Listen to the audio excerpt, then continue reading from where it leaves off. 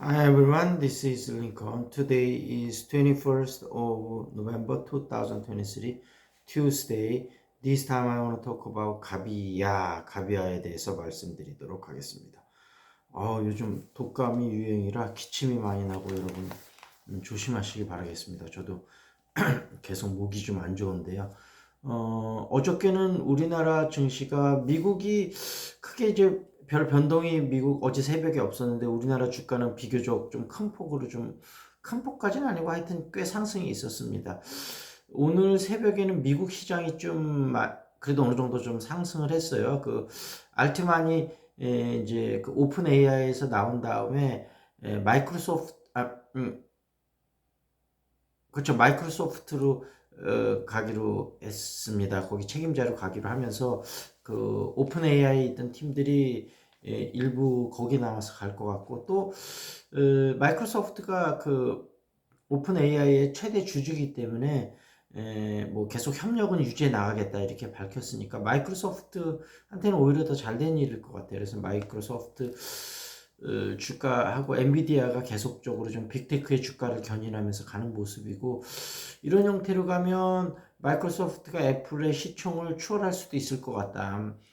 지금 애플한테 그 스마트폰 시장하고 그 뒤지면서 좀 많이 뒤졌다가 클라우드를 계속 쫓아오다가 이번에 이제 이런 그 뭐죠? 그 오픈 AI 쪽으로 나오면서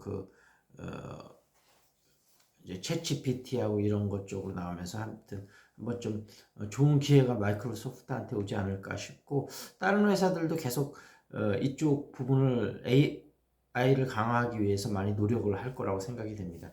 앞으로 좀 싸움을 흥미진진하게 좀 지켜봐야 될 것 같습니다. 가비야 이제 유튜브 보시는 분 중에 한 분이 좀 분석을 부탁을 하셨는데 그 IT 솔루션 기업이고 기업들한테 클라우드 보안, 도메인, 호스팅 이런 거를 하는 회사고요. 1999년도에 만들어졌으니까 2009, 2019, 한 26, 7년 정도 된 회사고요.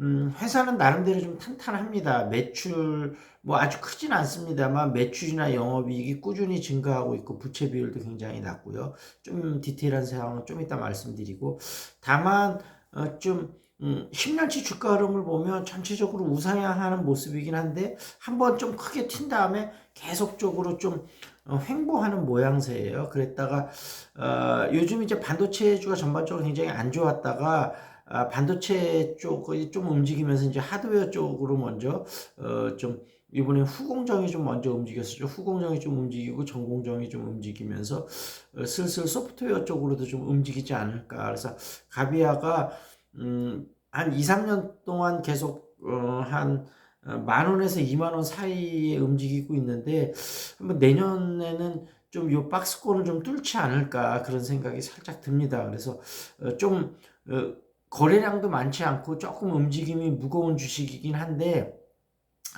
그러니까 뭐 덩치가 커서 무겁다기보다는 거래량이 별로 없으니까 좀 무거운 주식인데 앞으로는 조금 움직일 것 같아서 다만 좀 그 분할 매수로 조금씩 모아 들어가서 한 1년이나 2년 정도 보면 그래도 나쁘지는 않을 것 같다 이렇게 말씀을 드리고 2020년에 매출이 1690억, 2021년 1995억, 작년에 2392억, 올해는 아마 한 2,700억에서 2,800억 정도 하지 않을까 싶어서 매년 한 300억에서 500억 정도씩 매출이 계속 늘어나고 있고요. 영업이익도 2020년에 285억, 2021년에 336억, 2022년에 412억. 그래서 한 16%에서 17% 영업이익을 꾸준히 기록하고 있고 작년에도 17.23% 영업이익을 기록을 했고 부채 비율은 작년 기준으로 51.81로 굉장히 안정적인 회사입니다. 그리고 이번에 정부에서 좀 여러 가지 그 민원 서비스에서 문제가 좀 생겼잖아요. 그래서 그런 거 수혜를 좀 또 볼 것으로 생각이 되고, 얼마 전에 녹십자 쪽하고 또 뭐 좀 계약이 있었습니다. 그래서 3분기 실적은 매출 630억해서 작년보다 14.4% 늘었고, 영업이익은 88억해서 작년보다 6.2% 늘었습니다. 그래서 결론을 다시 한번 말씀드리면, 가비야 좀 한 1년에서 2년 정도 보고 좀 분할 매수를 조금 모아가면 괜찮을 것 같다. 다만 단기적으로 큰 이익을 볼 가능성은 좀 낮으니까 좀 단기적으로 단타 치시려는 분은 조금 지양을 했고, 중기적으로 좀 보실 분들은 괜찮을 것 같다. 이렇게 말씀드리도록 하겠습니다. 시사 이슈 좀 보겠습니다. 원전 예산 1831억 사건, 원전 산업도 정전 위기다 그랬고요. 당국 2조 횡재세 거론하면서 은행 이자 내려라. 자영업 소상공인 금리 인하 압박하고 있다. 그런 얘기 나왔고요. 전기톱 밀레이 아르헨티나 대통령 당선됐다. 괴짜 극우 성향 하비에르 밀레이가 좌파 집권당 후보를 누르고 당선됐다. 140%대 인플레이션과 빈곤율 40% 패런주의를 계승한 집권당의 경제 실정을 심판하겠다는 평가가 나온다. 아르헨티나가 어떻게 되는지 좀 봐야 되겠네요. 오픈 AI에서 쫓겨난 챗GPT 아버지 올트만 마이크로소프트 갔다. 좀 전에 말씀드린 그 소식이고요. 공학 계열 1위 포스텍, 자연과학 1위는 카이스트다. 그런 얘기 나왔고, 경제 이슈 보겠습니다.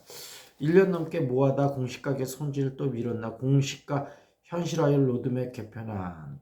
이달 발표 무산됐다. 정부는 원점에서 재검토하겠다. 총선 앞두고 손대기 부담스러웠나. 그랬겠죠. 일본 하이브리드 차 쾌속 질주하고 있다. 그런 얘기 나왔고요.